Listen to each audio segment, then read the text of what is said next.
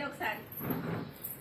వాటర్లో మొక్కలు పెరుగుతాయా అని అడుగుతున్నారు కదా, ఇక చూసిరా వేర్లు ఇలా ములిగేలాగా మాత్రమే వేయాలండి. ఎక్కువ నీళ్ళు పోసారనుకో కుళ్ళిపోతాయి.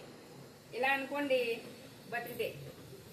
ఒక 2 రోజులకు ఒకసారి వాటర్ మార్చుకున్నారనుకోండి సరిపోద్ది అనమాట. చూసారా బాగానే ఉన్నాయి.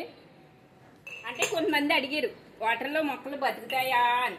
ఇదిగోండి చూడండి, చూసారా వేర్లు మాత్రమే ములగాలండి. ఇదిగోండి ఓకే,